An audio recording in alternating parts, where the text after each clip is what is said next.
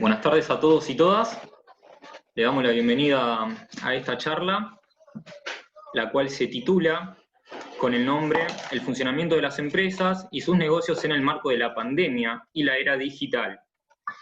Quien está a cargo de dar la charla es el doctor Taliercio, abogado egresado de la Universidad Nacional de Mar del Plata, magíster en Derecho Empresario con la Universidad Austral, profesor de la materia Dinámica Societaria en la maestría, director de tesis, profesor de la Cátedra de Derecho Societario en la Universidad Nacional de Mar del Plata, profesor en especialidad en negocios inmobiliarios de la Universidad del Centro, es coautor del libro Acción de Nulidad de Balance, autor del capítulo de la teoría del patrimonio entre el derecho concursal en la obra Tratado de Derecho Comercial, dirigido por Ernesto Martorelli.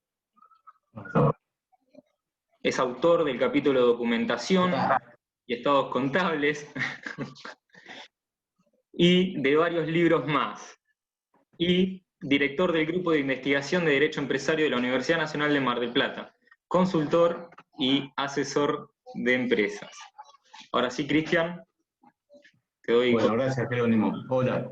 Bueno, gracias. La verdad es que nos conocemos con prácticamente todo. No hacía falta tanta presentación, pero muchas gracias, Alan.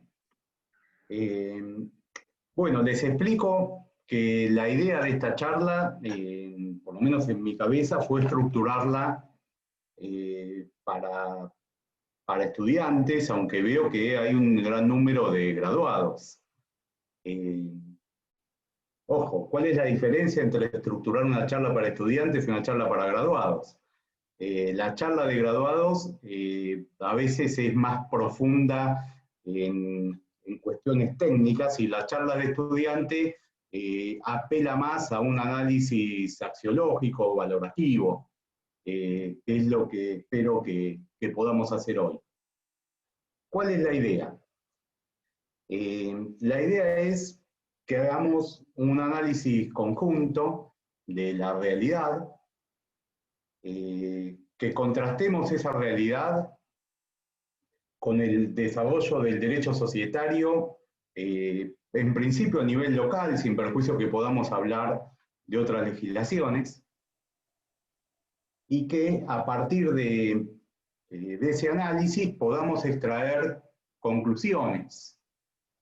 Yo en ese sentido decidí dar dos tipos de conclusiones. Por un lado, hacer un planteo general de conclusiones, y por otro lado, al final de la charla les voy a dar una idea propia, o sea, les voy a decir lo que pienso. Porque ya que se toman el trabajo de estar presente acá y escucharme, por lo menos que terminen sabiendo con claridad qué pienso yo. No porque sea mejor que lo que piensan otros, sino por, acá dice Janina Bulacio que no puede escuchar nada, no sé si los demás escuchan. Bueno, ahí, bueno, a ver, yo lo que puedo hacer es subir mi volumen más, y después ya es lo que se pueda. Veo que hay varios que escuchan, así que quizás también tengan algún problema de recepción o de volumen los que no escuchan bien. Puede ser por el celular. Bueno, preparé un PowerPoint con la idea de que puedan ir siguiendo el desarrollo de lo que voy a hacer. ¿Cuál es el sistema de análisis? La manera que yo normalmente digo método, sistema, lo baso en, primero, analizar la realidad. Podremos estar de acuerdo o podremos no estar de acuerdo en alguna de las, buenísimo, Janina, en alguna de las apreciaciones, pero a partir de la realidad podemos pensar en el derecho. Entonces, esa es un poco la manera de desarrollo que vamos a utilizar. Así que voy a empezar a compartir pantalla. De lo que tenemos que hablar hoy es de las empresas y sus negocios en este momento, y darle un fíjense, hay algún micrófono que va a haber que cerrar. Las empresas, sus negocios, en este momento, donde la era digital y la pandemia son quizás los dos datos centrales de lo que se está viviendo. Bueno, primer presentación teatral. Los que ya me escucharon más de una vez, digo, por los que están en el grupo de investigación, algo de esto ya vieron. Hay esta frase, una frase que yo suelo citar de manera permanente porque me gusta y me parece muy gráfica. Bueno, acá la vuelven a tener. Primero, empecemos desde lo conceptual. La sociedad es la forma jurídica por excelencia de organización de la empresa. De hecho, a los alumnos de grado se les suele preguntar la diferencia entre empresa y sociedad. ¿Por qué?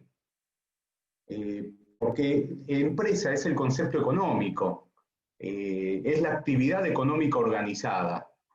Y organizada generalmente a través de alguna forma típica societaria. Pero para el objeto de la charla, lo que nos interesa mucho es este concepto de actividad económica organizada. Porque en el mundo de las sociedades, si queremos detenernos y ver cómo está funcionando una sociedad, cómo funciona la regulación societaria de un determinado país, tenemos que mirar, como dijo Gabriés, el subsuelo económico, que está más cerca de la superficie que en ningún otro sector jurídico. En otras palabras, si nosotros queremos analizar a la empresa, analizar el derecho societario de un país, tenemos que saber en qué contexto económico se está desarrollando, en qué momento histórico se está viviendo. Porque a partir de esos datos vamos a poder entender si el derecho societario da respuesta o no da respuesta a la realidad que se vive. Y eso es un poco lo que me planteé como objetivo a desarrollar en esta charla. Para que ustedes tengan un lineamiento, la charla la vamos a dividir en 3 momentos. Un primer momento, un primer título, si quieren decir, es vamos a analizar el contexto mundial, que creo yo que se caracteriza por estas 3 palabras: globalización, digitalización y pandemia. Ya lo vamos a tratar detalladamente, pero son las 3 grandes palabras que explican este momento.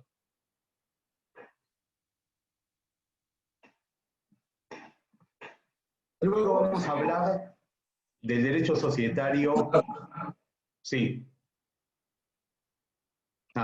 Luego vamos a hablar del derecho societario argentino. Y en principio me centré en el derecho societario argentino para que podamos analizarlo estructuralmente y podamos entender lo que vamos a describir como contexto mundial a la luz de cómo está regulado nuestro derecho. ¿Podríamos haberlo hecho hablando del derecho societario a nivel mundial? Bueno, yo no conozco la legislación de cada uno de los países, pero sí conozco la legislación societaria de los países centrales. Así que podríamos habernos basado en el derecho continental europeo, en el derecho estadounidense, en el derecho de otros países latinoamericanos. Me pareció que quizás era excesivo para el tiempo que tenemos. Pero así, a modo de título, si tuviéramos que explicar cómo funciona el derecho societario en otros países en este momento, tendríamos que decir que a partir de la década del 90 se produjo en el mundo un movimiento que fue un movimiento de analizar el derecho societario y brindar soluciones más ágiles, más prácticas, más ligadas a la libertad contractual y autonomía de la voluntad que a las legislaciones rígidas basadas en el principio de tipicidad, que era la forma societaria clásica. Así vemos, por ejemplo, que aparece en Francia la ley de sociedades por acciones simplificada. Vemos que en el derecho italiano no se legisla una SAS, pero se cambia la normativa de la SRL y se la hace totalmente flexible. O sea, se hace de la SRL, se da a la SRL una variante que la acerca mucho a las sociedades por acciones simplificadas. En el derecho alemán también se produce esa flexibilización. El derecho estadounidense, con la LLC, Limited Liability Company, a través de la regulación de diferentes estados, pero principalmente a través de Delaware, introduce variantes en el mismo sentido, dando mucha libertad contractual, centrándose en que el derecho sea útil para el empresario y que el empresario quiera constituir sociedades en ese estado en particular. Alejándose totalmente de las normas rígidas y permitiendo que la legislación, perdón, que la estructura societaria sea lo que las partes quisieron hacer. En América Latina pasó lo mismo, con Colombia a la cabeza. ¿Por qué Colombia? Porque en Colombia hay una figura excluyente, que quizás es el doctrinario más importante de la materia a nivel mundial, diría yo, hoy, y es Francisco Vélez Villamizar. Él llevó la SAS a Colombia, creando una legislación que tomó algo del derecho francés, algo de Delaware, más una creación propia de él. Él mismo lo explica así. Y el mismo Vélez Villamizar participó, por un lado, en la OEA, y llevó a la OEA la regulación de SAS al punto que la OEA tiene un estatuto modelo de SAS, muy similar al estatuto modelo con el que salió nuestro país en el año 2016. Esta es la nota y este es el funcionamiento general del derecho societario fuera de nuestro país en los últimos años. Pero cuando digo los últimos años estoy hablando de lo que fue pasando en los últimos 30 años. Ya vamos a ver si nuestro derecho receptó y si lo hizo, de qué manera, esta tendencia mundial tan clara, tan marcada y que ya tiene tanto tiempo de evolución, porque 30 años es mucho tiempo. Bueno, cuando analicemos eso, vamos a poder sacar determinadas conclusiones. Mi idea es que nosotros podamos entender nuestra legislación en general a partir del desarrollo de esta charla y que podamos hacerlo con un sentido netamente práctico. Porque si no, sobre todo el alumno, tiene a veces que, como práctica, tomar lo que se le enseña y a veces no detenerse a analizarlo. Entonces, cuando Alan me invita a esta charla, a mí lo que más me gustó de dar este tipo de charlas es que podamos pensar la legislación, que sepamos dónde estamos, que sepamos qué implica a nivel progreso de un país tomar una decisión o tomar otra, que creo que es lo más importante que el alumno se debe llevar. Después, bueno, estudiará sociedades, sabrá qué es el derecho a receso, aprenderán puntualmente los distintos institutos y si no, la volverán a cursar. Pero entender la legislación con un poco más de distancia manejando la estructura y sabiendo el sentido con el que se está legislando, creo que es fundamental.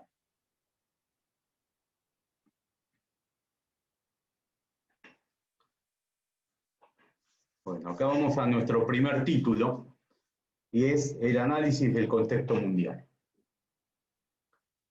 Nosotros ya definimos en 3 palabras el contexto mundial, pero ahora lo vamos a profundizar. Globalización, digitalización, pandemia.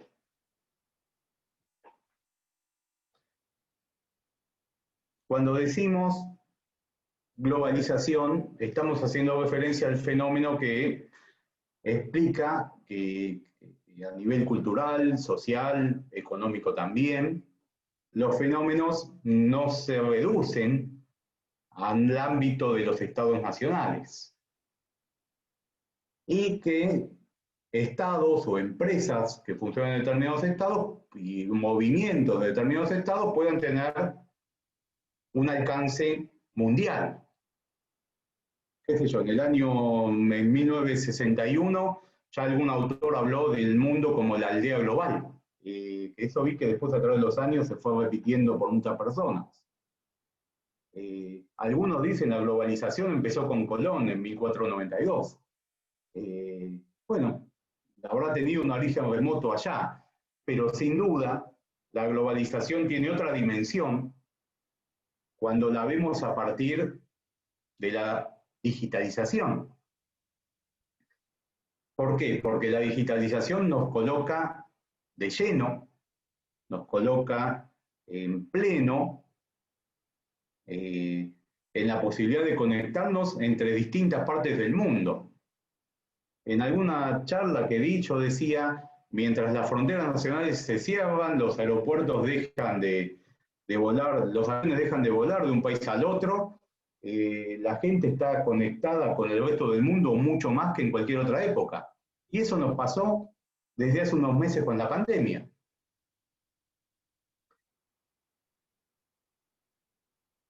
Esta es la realidad del mundo. Y esta realidad del mundo impacta en la empresa. Cuando decimos que impacta en la empresa, no solo estamos hablando que hoy la empresa para vender, o sea, en su faz comercial, necesita presencia en redes sociales. Eso es parte de la digitalización, pero no estamos hablando solo de eso. También estamos hablando de que la empresa internamente está obligada a digitalizarse. Una amiga escribió ya hace 2 años, hablando de su consultora, decía, hay 2 tipos de empresas, las digitalizadas y las que van a tener que digitalizarse. Claro, bueno, ella lo dijo hace 2 años, ¿no? O sea, en otro contexto global, cuando no teníamos la pandemia de por medio. Pero ya la digitalización era una realidad en más de una empresa. Y cuando digo una realidad, estoy diciendo que había una cultura digital. Empresas que nacen con empleados con una mentalidad de digital, de la necesidad de digitalización. Empresas que crean activos digitales, presencia en redes sociales, marcas por internet, funcionamiento digital. Y esa es una realidad que no podemos negar.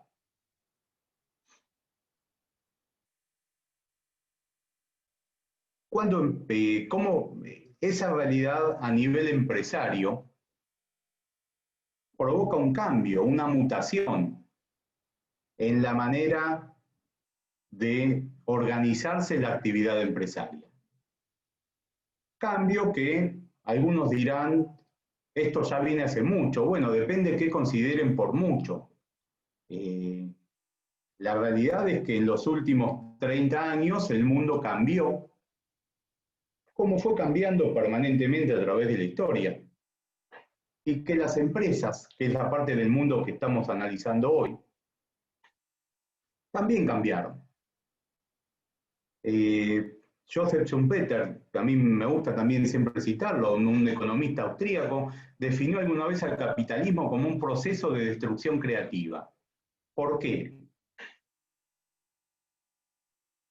Él sostenía que la innovación, los cambios tecnológicos, la incentiva emprendedora, provocan la desaparición de algunas empresas y el surgimiento de unas nuevas. Y eso pasa siempre a través de la historia. Bueno, evidentemente la digitalización, en el contexto de la globalización marcada por el mayor ámbito digital, esto pasó. Y está pasando. Y traté para hoy de ser bien gráfico en ejemplos. Si tuviéramos que poner un momento histórico a partir del cual la digitalización dio lugar a una nueva forma de empresa que se iba a terminar convirtiendo en las empresas quizás más importantes del mundo actual. Ese momento es cuando nace la WWW, la World Wide Web o Red Informática Mundial. O sea, cuando podemos entrar a Internet a buscar información, porque a partir de ese momento nacen las empresas.com. Nacen en Silicon Valley. Y en todo el cordón de Silicon Valley se desarrollan y alcanzan una dimensión global. Porque de hecho fueron concebidas así desde el momento cero. Y entonces el mundo cambia. El mundo empresario empieza a vivir bajo un nuevo paradigma. Las noticias, en lugar de difundirse a través de papeles y diarios, a través de diarios o revistas en papel, se difunden a través de redes sociales. Hoy los mismos periódicos tienen que tener presencia en redes para poder vender. Antes, no hace 10 años, 15 años, había casas que alquilaban videos. Había multinacionales que se dedicaban a alquilar videos. El gran ejemplo es Blockbuster. En Mar del Plata tuvo 2 locales. Y tenía una dimensión global. Esa empresa se fundió. Fue superada por Netflix. Ahora estamos viendo las propagandas de Amazon Prime Video y otra cantidad de plataformas que buscan lo mismo. O sea que el negocio de alquiler de películas se trasladó bajo otras formas al mundo digital. La fabricación de productos sigue existiendo al modo tradicional, pero la comercialización de esos productos adquiere una dimensión que nunca había tenido, globalizándose a través de plataformas como Amazon, Mercado Libre y una cantidad más. El negocio de la fotografía, que antes era fabricar máquinas y venta de rollos y el revelado, no funciona más así. La idea de una foto es la idea de Instagram. O la idea de alguna otra plataforma que todavía te las pone por menos horas y las compartís y terminaron en unas horas ya no está. La propia actividad bancaria, un mundo que siempre se vio como una gran seguridad, empezó a temblar y a darse cuenta que las fintech eran una gran competencia. Y peor que esto, los mismos estados nacionales, creadores de dinero, se dieron cuenta que había un gran poderío en las criptomonedas, que no necesitaban respaldo de ningún estado. Y nació primero el Bitcoin y después nacieron una cantidad más que si quisiéramos enumerarlo no terminaríamos en un buen rato. Y que más de uno ni siquiera las conocemos. Es moneda que ya no nace con el respaldo de un estado. Y si quisiéramos hablar del negocio de los abogados, tendríamos que decir que también hay un gran cambio. Por ejemplo, en derecho societario, tenés en Colombia a Saleris, que no es una persona. Saleris es una plataforma que subís tus datos sociales, que depende de la Superintendencia de Sociedades de Colombia, que subís los datos de tu problema y te da un diagnóstico de cómo lo resolvería la Corte colombiana. O sea, tenés un asesor que no necesita de abogados. Tenés contratos que se hacen y funcionan mejor sin abogados y que tienen ya sus garantías autoliquidables y sus formas de cumplir previamente pactadas, que son los smart contracts. Y así, en cada actividad, en cada negocio, en cada empresa, se vive la realidad del mundo digital. Si tuviéramos que explicar más en general esto que acabamos de graficar de una manera práctica, yo lo que diría es, de las empresas prestadoras de servicios y fabricantes de productos, se pasó a las empresas de intermediación digital como centro de la actividad empresarial. Si me quiero ir de viaje, no sé, a Villa Langostura, no voy a buscar una guía y empezar a llamar a los hoteles a ver cuántos salen y cómo son.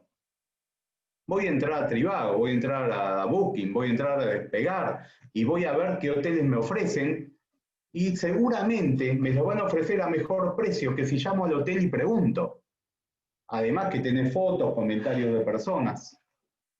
El servicio de turismo se desplaza de los operadores habituales a los intermediarios digitales.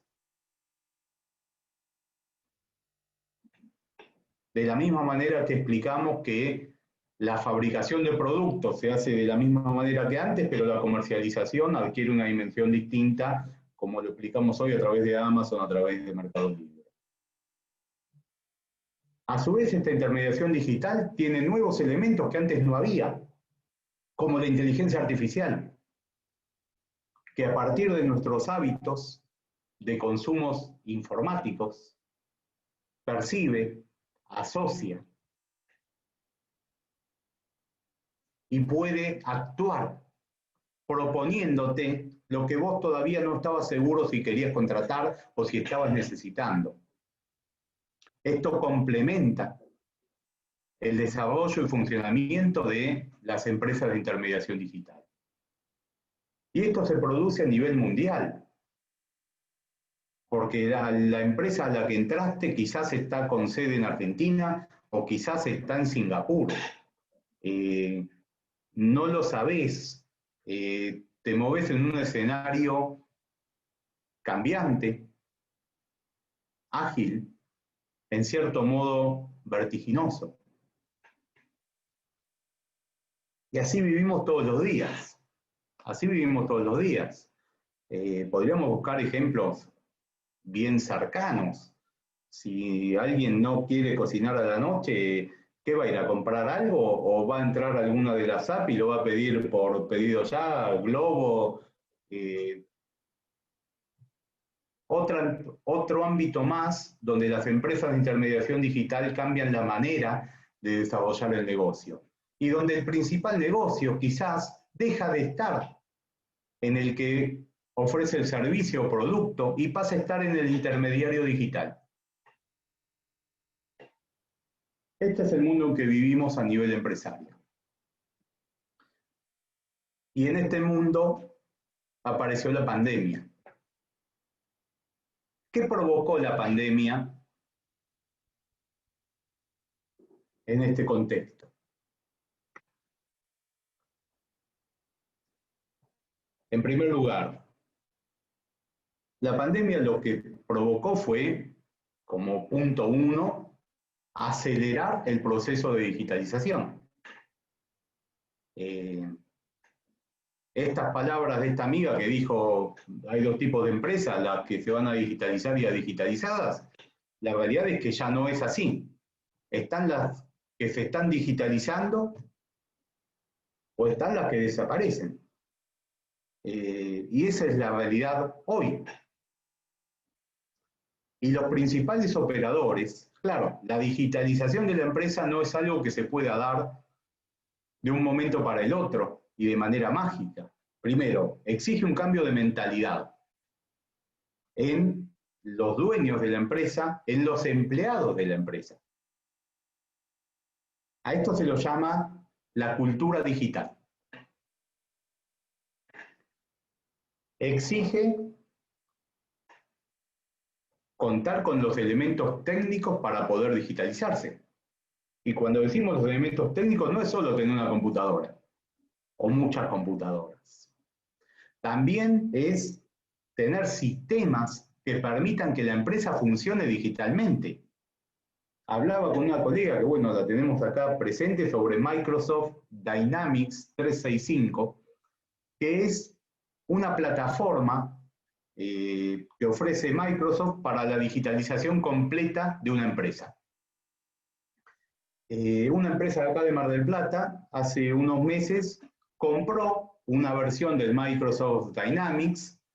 Digo compró y en realidad estas cosas no se compran, sino que se adquiere una licencia que te permite el uso, que trabaja en la nube y que tiene una actualización constante, con todas las novedades y cambios de todo tipo, a nivel legislativo, a nivel práctico, a nivel nuevas herramientas digitales.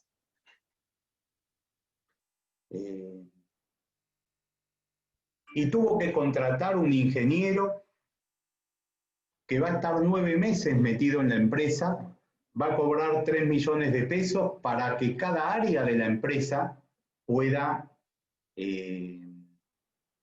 digitalizarse, funcionar a través del Microsoft Dynamics e intercambiar la información a partir de que todos sepan cómo se trabaja. O sea, están tratando de digitalizar la empresa creando una cultura digital. A su vez, el Microsoft Dynamics tiene un costo que arranca en los $30.000 y de ahí para arriba, de acuerdo al tamaño de la empresa, la cantidad de servicios que quieras comprender en la digitalización. Esta es una realidad. Y la pandemia operó como un acelerador de esta realidad. A su vez, la pandemia provocó una pérdida en la mayoría de las empresas, un gran impacto económico que todavía no se puede medir. Sí podemos saber que muchas empresas cerraron definitivamente, sí podemos saber que otras perdieron valor, y sí podemos saber que las digitalizadas, en más de un caso, se posicionaron mucho mejor que como estaban antes. Esto es lo que trajo la pandemia y lo que seguramente va a seguir trayendo, y vamos a poder ver en el futuro próximo y a través de los años que sigan. Bueno, ahora vamos a ver, yo creo que este es un análisis bastante certero de los principales aspectos de la realidad. Y esto es lo que nos permite a nosotros ahora ver cómo responde nuestro derecho a esta realidad. ¿Lo van entendiendo? ¿Van compartiendo? ¿Alguien quiere decir algo? Yo te quería hacer una pregunta, Cristian. Dale, Ana. Teniendo en cuenta el concepto de empresa, que básicamente la finalidad que tiene es satisfacer las necesidades de la sociedad, ¿no? A través de la producción de bienes y servicios. La pandemia, ¿qué necesidades generó en la sociedad que hizo que ciertas empresas se beneficien, y qué necesidades cayeron e hizo que ciertas empresas fracasaran, tuvieran que cerrar y demás? Si hay un patrón que se cumple. La pandemia generó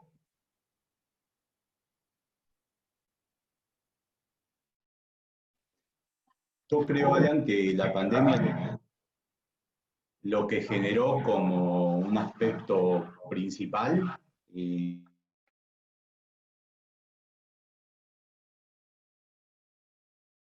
existiendo como un punto central, pero la pandemia.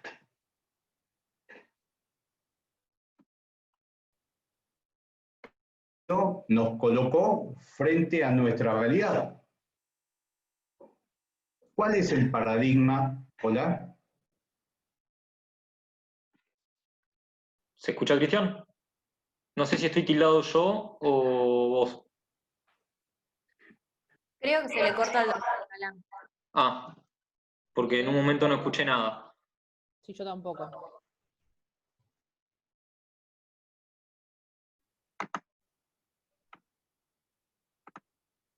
Bien, no, en un momento frené porque me pareció que se había cortado. Bueno, Sí, seguimos. me ha cortado. Ahí, ahí de nuevo. ¿Cómo funciona?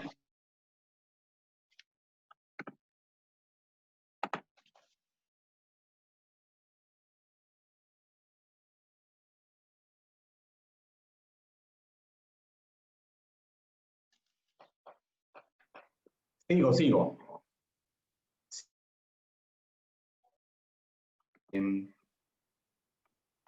¿Cómo es nuestra ley? ¿Cuál es el paradigma que presenta la ley argentina?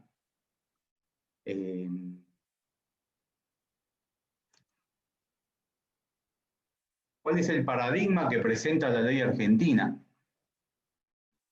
Bien. La ley argentina, por un lado, alguien me podría decir, bueno, la 19.550 plantea que la sociedad es un contrato plurilateral y de organización.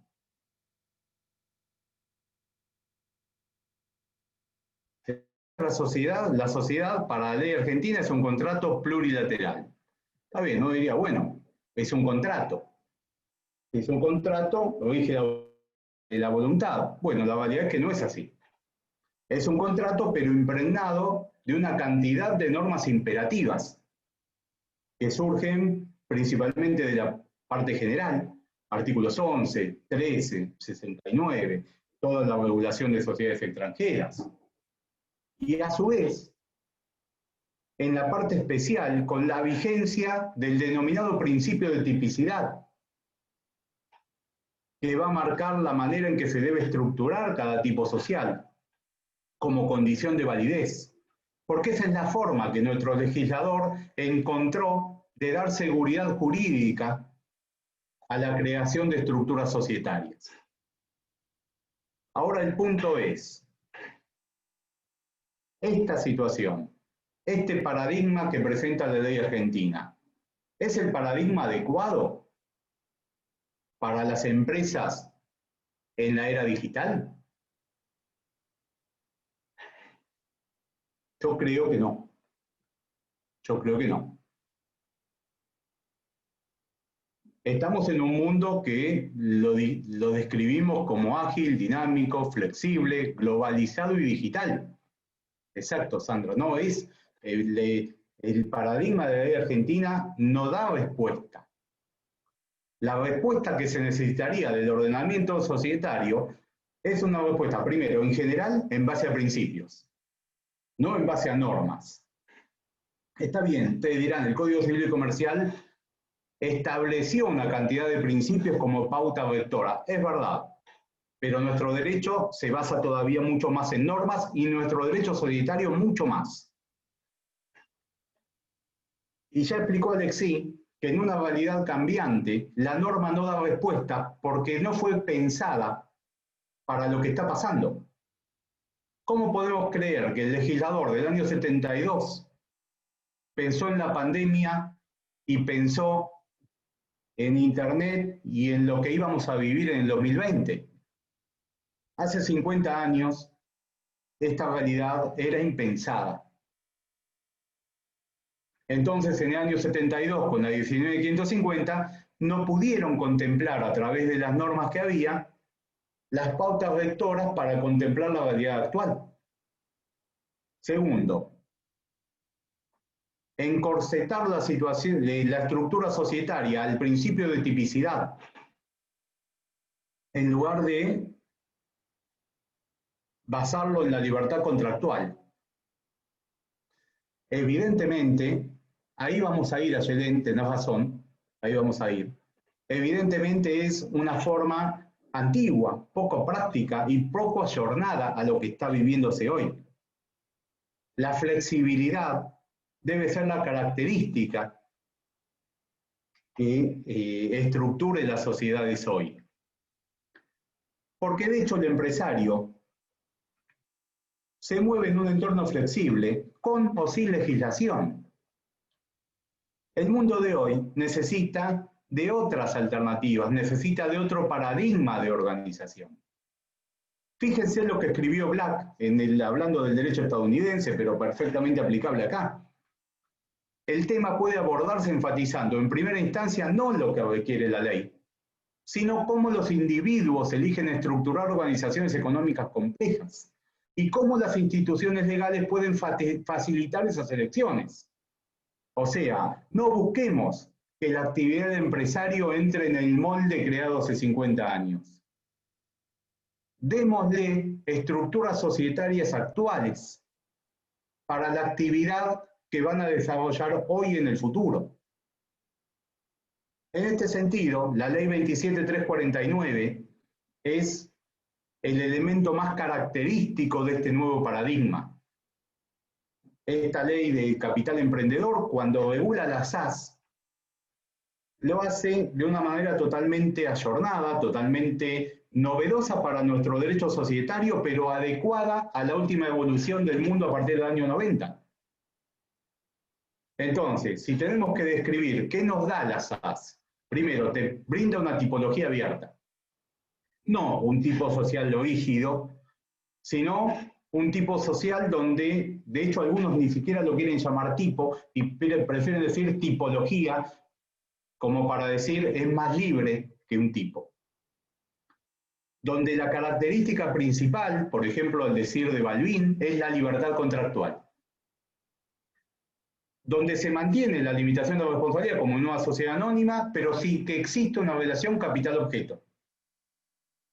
La sociedad se puede constituir con un capital mínimo y puede tener un objeto múltiple, totalmente amplio, lo dice la propia ley. Admite la conformación unipersonal. Y como está pensada para un mundo digital, hay una inmediatez para inscribirla, obtener la quit y tener una cuenta bancaria, a la vez que lleva sus libros y registros digitalmente. Pero no es eso solo. La SAS permite hacer negocios, da una gran libertad para organizarse internamente, para organizar negocios sobre acciones, tipifica las relaciones accesorias de una manera totalmente ágil, que es perfecta para la unión entre el que va a financiar la actividad empresaria y el emprendedor, porque ahí se amalgaman perfectamente. Entonces, nuestro derecho tiene una respuesta para este nuevo paradigma. Y como nuevo paradigma en cualquier área, ahora vamos a ir, Jerónimo, a las opiniones sobre las SAS. Pero en el mismo sentido de lo que vos escribís, acá Jerónimo dice, el problema es que el doctor Nissen considera que las SAS se constituyen para el fraude. El problema es que como todo cambio de paradigma, es resistido por una cantidad de personas, por una cantidad de autores, que viven más cómodos en el paradigma anterior. Pero ¿qué pasa? A pesar de lo que opine Nissen, el mundo no se va a detener. Y el empresario, si le molesta mucho cómo está regulado acá, va a armar su empresa en un país vecino o en otro país, porque la globalización se lo permite. Y entonces nos quedaremos con el muy pequeño empresario que no puede armar estructuras afuera. ¿Por qué les di esta charla de esta manera? Para que ustedes se den cuenta que no es una cuestión argentina, es una cuestión del desarrollo del mundo. Entonces, o nos subimos al desarrollo del mundo, lo combatimos. Y nos va a ir como Don Quijote. Si es que realmente hubiera una buena finalidad en hacer algo así. Pero vamos a seguir profundizando en esto. Hay otras soluciones en nuestro derecho que se encaminan en lo mismo, que no las vamos a desarrollar, pero quise que igual estén mencionadas. Los contratos asociativos, puse las simples asociaciones, me equivoqué.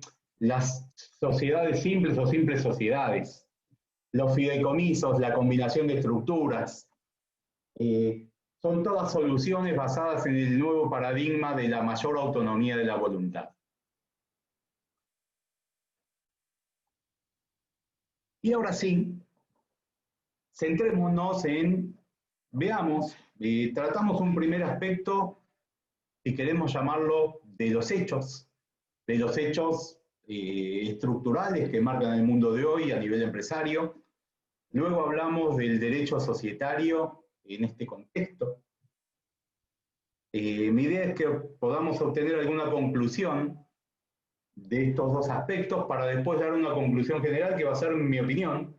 Y después, por supuesto, escucharlos y responder las preguntas, profundizar en los temas que les parezca razonable profundizar. Yo pensé en hacer una charla que dure aproximadamente 1 hora y bueno, nos va a llevar ese tiempo para que tengamos tiempo a que ustedes puedan hacer preguntas o escuchar las opiniones de los demás. Creo yo, como primer conclusión, que no podemos negar que vivimos en un mundo globalizado y el auge del proceso de digitalización. Lo que sí podemos es discutir sobre si esta nueva realidad es buena o es mala. Y acá yo les puse dos posiciones. La posición que dice que esto es malo, por llamarlo de alguna forma simplista, me parece que el que mejor la expresa es Eric Zadin. Eric Zadin escribió un libro, que acá lo tengo, si lo ven, cómprenlo, es muy lindo libro, La silicononización del mundo, la irresistible expansión del liberalismo digital. ¿Qué plantea Eric Zadin? Estamos frente a un nuevo proceso de colonización. La digitalización, las empresas de Silicon Valley colonizan el mundo y lo hacen de una manera terrible como nunca pasó antes. Eric Zadin es un filósofo francés. Escribe muy bien. Hasta casi te convence durante los primeros 2 segundos. Después ya, por lo menos a mí no me convence más. Pero, ¿qué dice Eric Zadin? Dice, a diferencia de otras formas de colonización, acá no tienen que venir con ejército, no tienen que venir por la fuerza.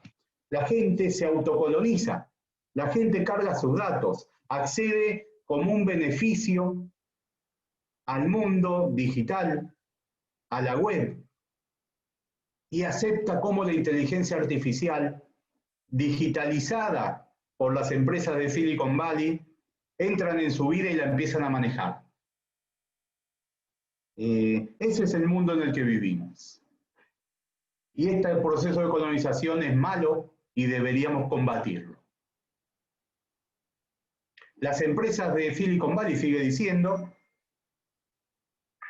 exportan su modelo de negocios al mundo y mantienen la hegemonía de la prestación. Y cuando yo leí eso de él, me hizo acordar de unos clientes que para mí, dije, che, qué bien, estos clientes desarrollan plataformas y sistemas de gestión, y esos sistemas de gestión que desarrollan los comercializan en América Latina, en Argentina y en América Latina. Pero en realidad todos sus sistemas funcionan subidos a la nube de Amazon. Dije, claro, esto es lo que dice Zadin. O sea, por más que la empresa es argentina, nosotros creamos, en realidad, usamos los servicios centrales de Silicon Valley para montar ahí nuestras empresas y de esa manera hacemos seguir creciendo a Silicon Valley. Y bueno, es la realidad del mundo de hoy. O podemos ver en esto, en este proceso de globalización y digitalización, algo bueno, o por lo menos algo que no es ni bueno ni malo, es la manera en que el mundo está funcionando hoy y la realidad en la que tenemos que desenvolvernos. Podemos ser parte de este desarrollo o podemos quedar excluidos. Tenemos que elegirlo como comunidad, tenemos que elegir como país y como cada sector del mundo en qué lugar queremos ubicarnos y en qué lugar podemos ubicarnos.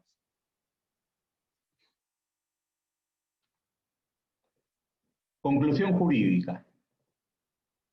Y acá estaba lo que nos plantea hoy uno de los asistentes. La SAS, ¿es un instrumento de fraude o de progreso económico? Nielsen dice que es un instrumento de fraude. Él escribió un libro, yo siempre leí todo lo que escribió Nielsen, y siempre me pareció un genio. Pero no me gustó cuando leí su libro sobre SAS y parecía una puteada de un panfleto, porque eso es lo que había escrito. Él decía, cuando a Macri le dijeron, le aparecieron los Panama Papers y no tenía dónde esconder su plata, inventaron la SAS para traer a la Argentina. Las SAS son un instrumento de fraude. Y nunca salió de ese pensamiento primario. Con todo el respeto que tengo por Nielsen, con toda la admiración que tengo con él, a mí me parece que está poniendo delante del pensamiento jurídico una apreciación política que no corresponde. Eso es lo que yo creo este gran doctrinario que tenemos en nuestro país. Y entonces no me gusta cómo piensa. No me gusta que el EGJ, porque él está dirigiendo la obra, se dedique a combatir las SAS. No me gusta que el senador Pavili presente un proyecto de ley que capaz que sale queriendo que no se constituyan SAS por 6 meses para ver cómo logran poner trabas al funcionamiento de estas sociedades. Porque creo que los últimos 30 años del mundo van en el mismo sentido que lo que ellos quieren combatir. Y nosotros somos parte de este mundo. Ojo, yo no estoy diciendo que abramos las puertas al fraude. No, no, creo que si hay fraude que lo combatan, pero que al emprendedor, al que quiere formar su empresa, le den una estructura ayornada a los tiempos de hoy. Y acá es donde yo tomo las palabras de, que a mí me parecen geniales, de un español que es un español que vive en Singapur y dirige una universidad allá que es Aurelio Bové Martínez. Dice, el derecho no solo constituye un instrumento de tutela de derechos y libertades de los ciudadanos, sino también es un poderoso mecanismo para promover o en su caso impedir el progreso, la innovación, el crecimiento económico y los avances sociales. Bueno, yo creo que esta es una opinión muy valiosa.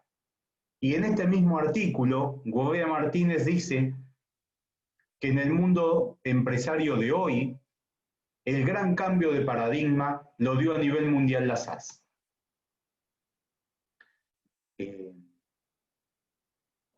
Restringen la libertad de asociación por un posible fraude. Creo que en caso de que los haya hay que combatirlo concretamente, de ninguna manera, de ninguna forma prohibir la formación de SAS. Yo pienso igual. Entonces veamos las conclusiones generales. Yo creo que las empresas necesitan de una legislación vanguardista y las comunidades necesitan de empresas. No puede el Estado dedicarse a combatir a la empresa. Esa asimilación, si se las controla van a funcionar bien, dice Estela Maris. A mí me parece bien que las controlen. De hecho, el Estado argentino nunca deja de controlar. Lo que no me parece bien es que ese control quite a las empresas lo que el mundo de hoy necesita. Acá yo les escribía como una de las conclusiones. ¿Quién dijo que más seguridad jurídica, por llamarlo de una manera, al exceso de controles y libertad contractual son contradictorias? Lo importante es que la libertad contractual esté limitada por reglas claras de responsabilidad. Para mí ese es el punto central. Y creo que hoy, con el exceso de reglamentarismo que tenemos en materia societaria, estamos llenos de sociedades insolventes. Entonces, no creo que por ahí vayamos a encontrar la solución.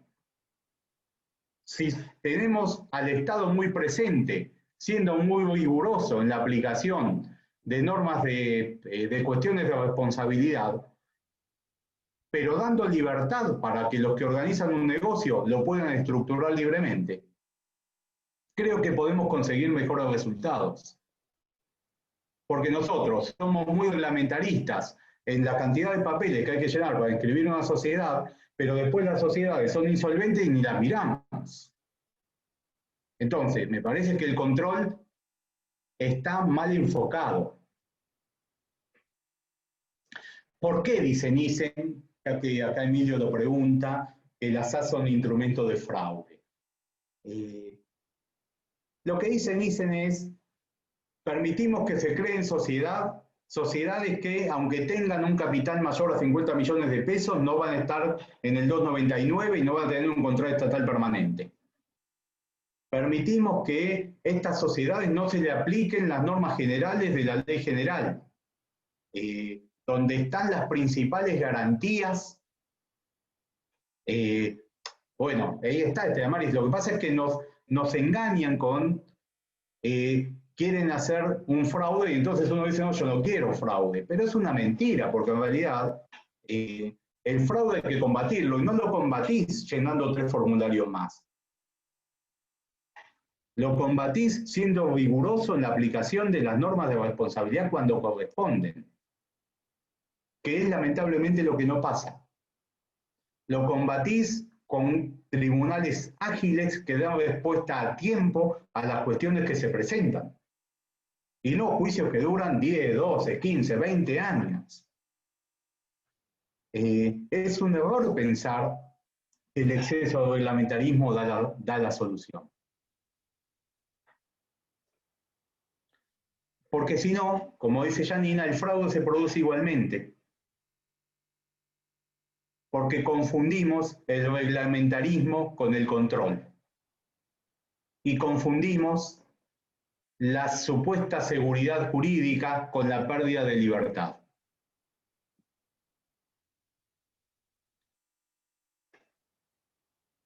Sigamos.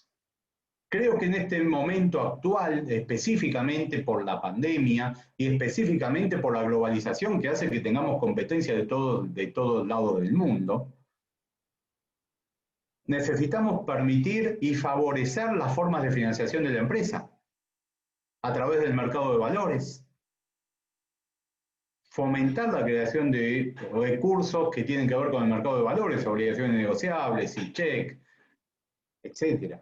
Y a su vez, utilizar esta figura flexible que es la SAS, que nos permite estructurar una cantidad de soluciones que son negocios de autofinanciación de la empresa.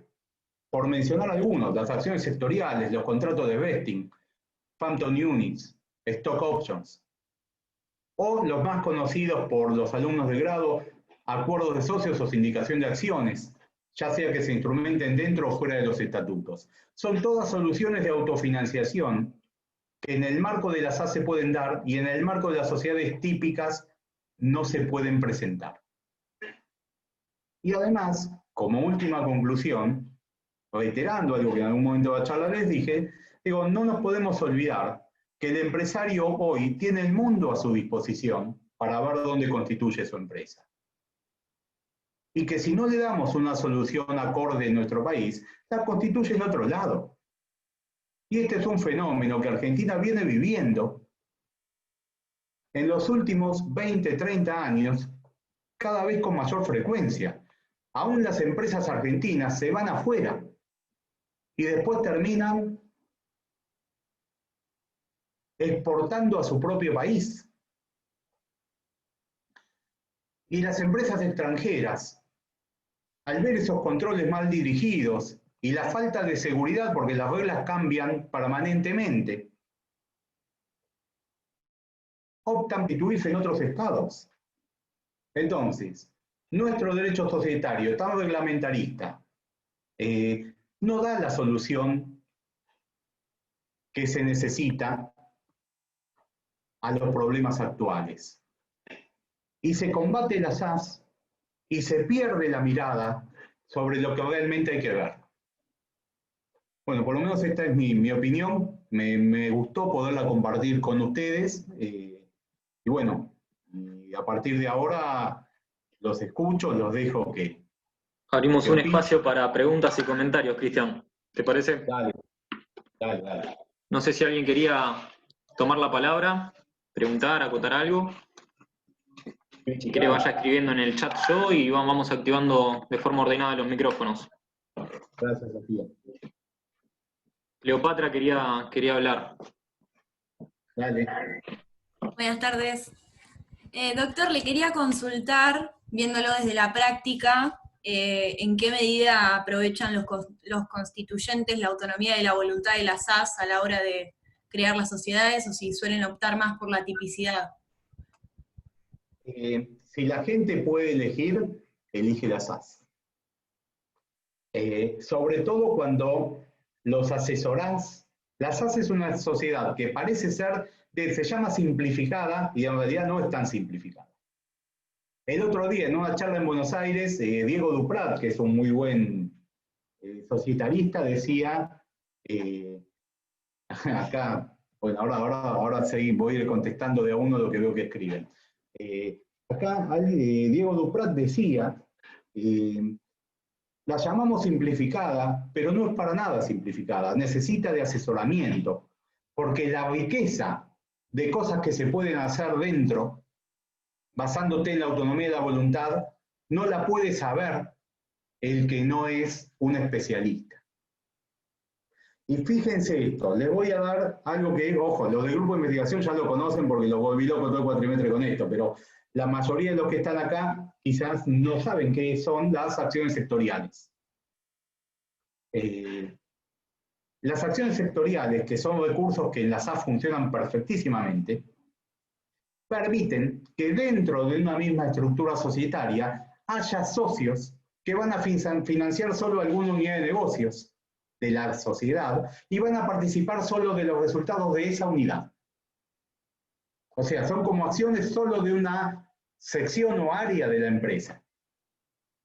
Bueno, esa problemática de la acción sectorial no se puede dar en materia de cuotas sociales porque no hay clases de cuotas.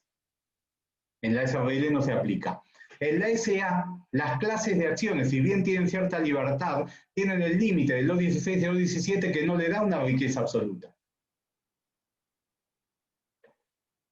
En la SAS, la libertad de crear clases de acciones es grandísima y por lo tanto sí se permite crear acciones sectoriales. Digo por decir una cosa que quizás no se conoce y que la SAS permite. Si te digo, te puedo decir alguna otra, te puedo decir el contrato de vesting. El contrato de vesting. ¿Qué es el contrato de vesting? Es el contrato que permite que vos, como emprendedor, pero que no tenés capital, hagas prestaciones accesorias que se van a terminar capitalizando después de obtener un determinado resultado o después de un determinado tiempo. Sí, acá Karen avisa, antes que terminemos les aviso, el miércoles a las 6 de la tarde va a hablar alguien que realmente sí sabe mucho, más allá que ustedes me quieran, pero alguien que sabe mucho, que es Sebastián Balbín. Los invito a esa charla porque es muy buena. Gracias, Patricio. Entonces, el contrato de vesting permite que el emprendedor tome, haga prestaciones accesorias y que esas prestaciones, llegado un determinado tiempo, en virtud del contrato de vesting, se capitalicen y le den un porcentaje de participación accionaria previamente establecido. Entonces, vos de esa manera lográs crear una sociedad donde el aporte no dinerario, a través de una prestación accesoria capitalizable, se convierte en una participación societaria efectiva, y le das al emprendedor el porcentaje que realmente le corresponde una vez que volcó su trabajo en forma de prestación accesoria hasta obtener un determinado resultado o por un determinado tiempo. Esto es impensado, es inviable en el marco de una SA y con la regulación de prestaciones accesorias de la ley general. Pero es totalmente razonable en el marco de las SAS. Y podríamos seguir con 10 millones de ejemplos, pero quise dar dos bien claros, gráficos, y que sé que la mayoría no conoce. ¿Ahí se entiende, Cleopatra, lo que digo? Impecable, gracias. Bien. ¿Alguna otra pregunta? ¿Algún otro aporte? Sí, había algo en el chat. ¿Qué era lo que había en el chat? No había. Bueno, te voy a pedir, Cristian, si podrías repetir la respuesta de hoy, que se cortó y no se escuchó, no se logró escuchar nada. ¿Haces la pregunta otra vez? Porque me lo olvidé. Sí, teniendo en cuenta lo que era la definición de una empresa, ¿cómo perjudicó la pandemia en cuanto a las necesidades que surgen hoy en día en la actualidad? Si hay un patrón que se respeta, ¿no? Diciendo, bueno, tales empresas quebraron y tales otras crecieron mucho porque las necesidades que satisfacían estas empresas son las que hoy podemos ver en la sociedad. Bueno, yo creo que, no sé si esto va a responder por completo tu pregunta. Voy a decir algo que no es lo que dije hoy, pero escuchándote ahora, pienso en esto. Para cuando llegó la pandemia en nuestro país, encontró una cantidad de empresas al borde de la quiebra, una mayor cantidad de empresas totalmente desfinanciadas. Y en ese contexto, la necesidad de digitalizarse, la profundización de la globalización a nivel económico, fue muy mala. Y esa es la situación que estamos viviendo hoy. Entonces, aparecen proyectos de ley que dicen, dictemos por ley que todos están obligados a renegociar sus contratos con un determinado porcentaje de quita. O sea, una especie de concurso preventivo generalizado y dispuesto por ley. O un gran número de soluciones. Por ejemplo, el otro día leí otro proyecto que me pareció muy ingenioso, que decían, hagamos esto, que por única vez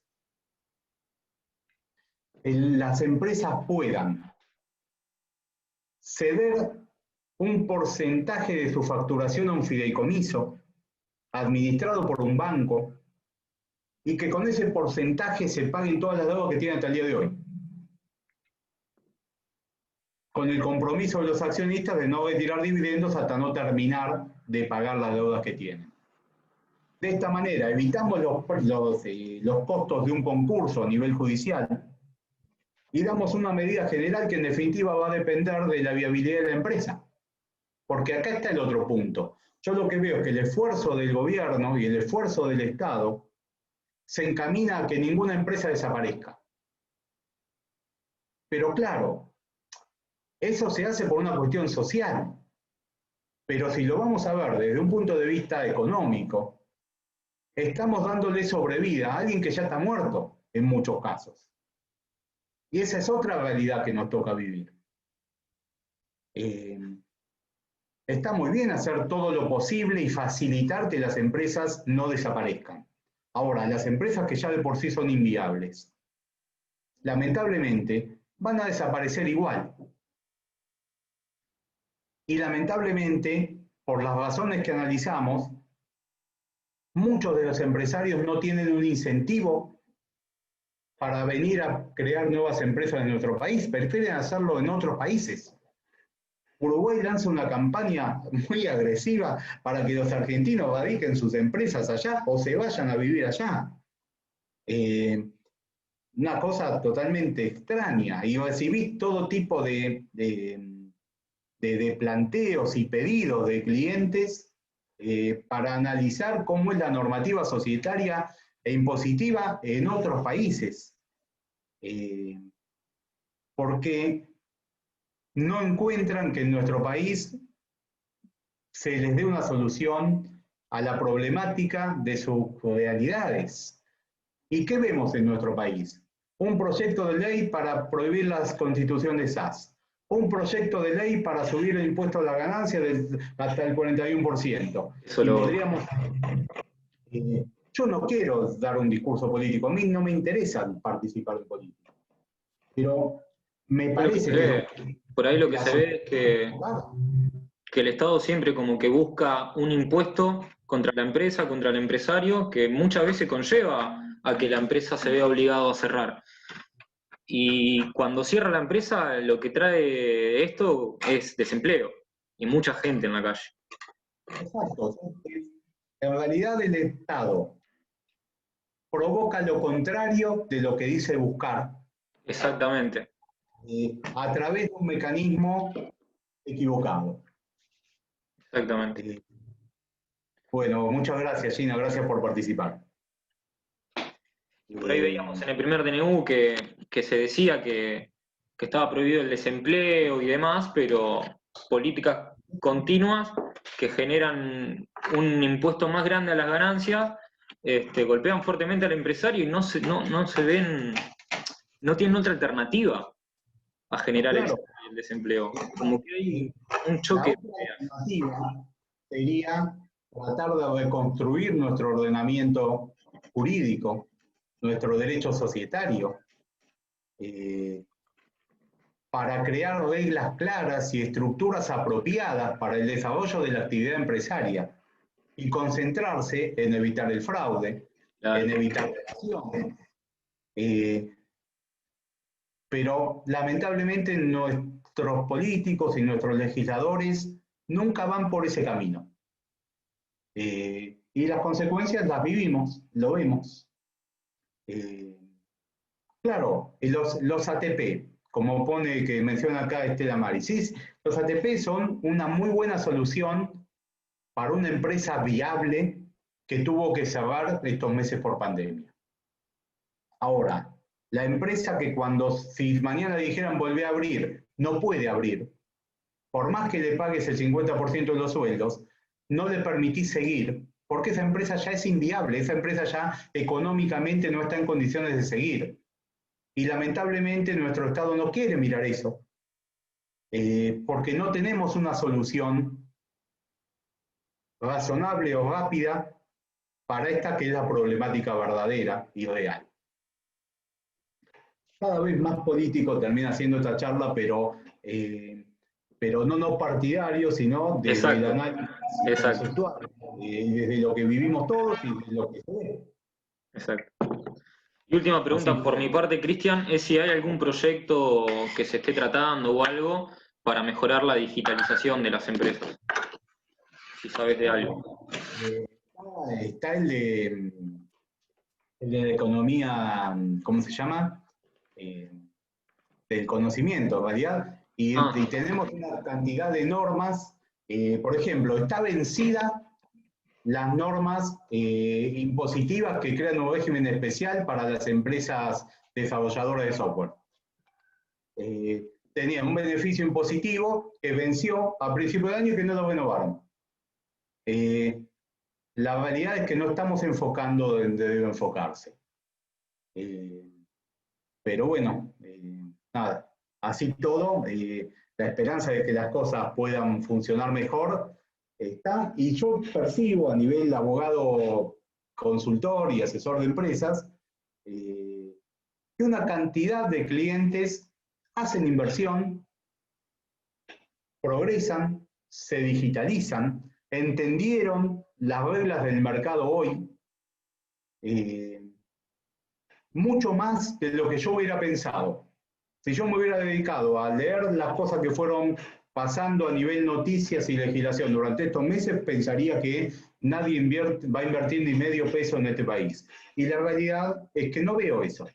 Veo una cantidad de gente invirtiendo plata, una cantidad de gente haciendo crecer su estructura empresarial o industrial, y entiendo que eso es alguna ventaja. Eso da alguna ventaja. Porque claro, todo lo podemos ver de distintos lados. Por un lado, la cuestión del dólar es muy mala. Ahora, si yo quiero comprar en el extranjero alguna maquinaria y lo puedo pagar a dólar oficial, la verdad que no es tan malo. Bueno, ahí tengo un punto a favor. Bueno, hay una cantidad de puntos a favor que también se pueden evaluar. Pero no quiero ponerme a explicar eso. Simplemente lo que quería era decirles que las políticas macro que deberían adoptarse son políticas que, y sí, Claudia, son políticas que a nivel general deberían enfocarse a facilitar la actividad empresaria, a darle un marco jurídico adecuado, a entender el contexto mundial. Y sin embargo me da la sensación que, si bien tenemos normativa de ese estilo, nos estamos queriendo dedicar a combatirla. Y quería, bueno, explicarlo en el marco de la charla de hoy, por eso la charla tenía estos títulos: empresa, negocios, digitalización y pandemia, para poder hablar del escenario actual. Así que bueno, muchas gracias a todos por participar y haberme escuchado todo este tiempo. Muchas gracias a vos, Cristian, por el tiempo, por estar Gracias, predispuesto doctor. y la buena onda. Gracias. Nos vemos, Cristian. Chao.